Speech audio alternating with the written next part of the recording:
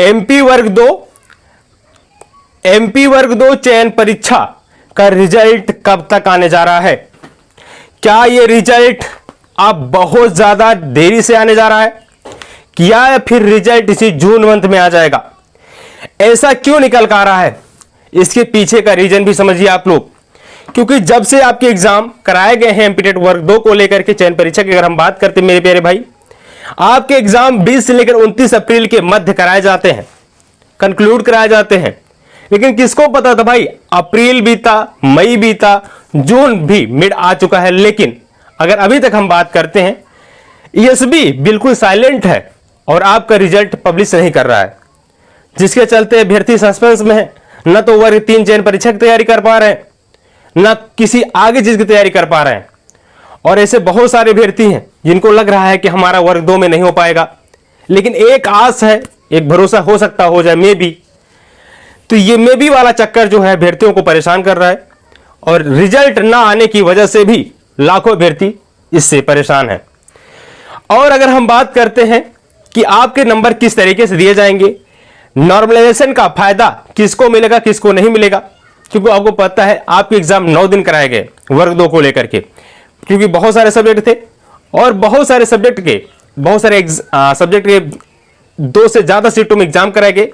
देखिए, नॉर्मलाइजेशन वहां लगता है जहां पर एक सब्जेक्ट का एग्जाम 2 या 2 से अधिक पारियों में कराया जाता है। आप इतना भी ध्यान रखें, अगर जैसे मान चलिए किसी सब्जेक्ट का 2 पारी से ज्यादा तीसरी पारी में भी कराया गया तो वहां पे नॉर्मलाइजेशन बहुत ही कम मात्रा में लागू होता है। इट मींस वहां पे आपके नंबर इंक्रीज होने की पॉसिबिलिटी ज्यादा रहती है। अगर वहीं किसी सब्जेक्ट में आपके एक ही शिफ्ट में एग्जाम कराए गए हैं, उसमें किसी भी तरीके से नॉर्मलाइजेशन की प्रक्रिया लागू नहीं की जाती है। अगर हम बात करें इंग्लिश और संस्कृत में, तो आप सबकी इस सब्जेक्ट में नॉर्मलाइजेशन का नहीं लागू होगा और ना तो इसमें कोई फायदा मिलेगा, क्योंकि इन दोनों सब्जेक्ट का एक ही शिफ्ट में पेपर कराया गया था।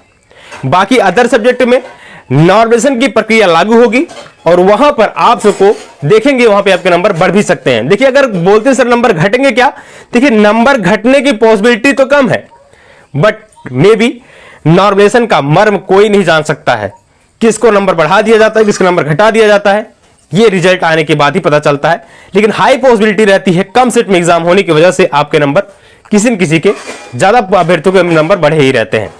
वहीं आपको पता है कि आपत्तियां ले ली गई हैं, चैलेंज करा लिए गए हैं क्वेश्चन आंसर की पर, और जब भी आपकी फाइनल आंसर की यानी अंतिम उत्तर कुंजी जारी की जाएगी वहां पर भी आपके नंबर इंक्रीज होकर आएंगे।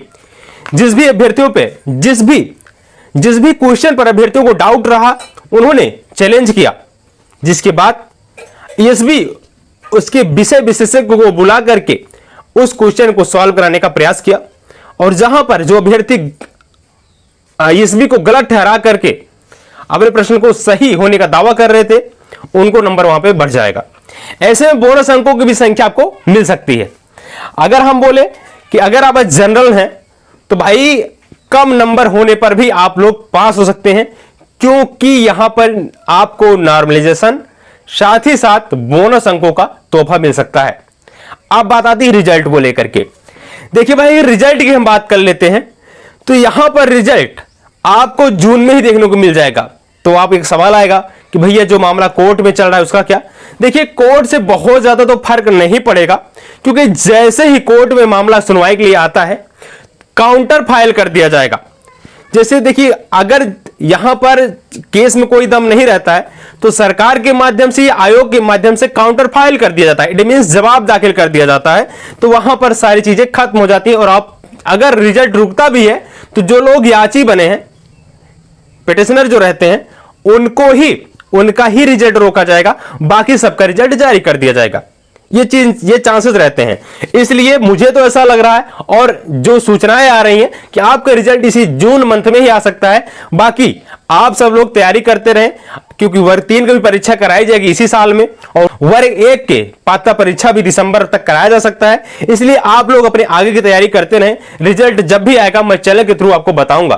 तो फटाफट चैनल को सब्सक्राइब, वीडियो को लाइक करके जुड़ जाएं। धन्यवाद। जय हिंद, वंदे मातरम।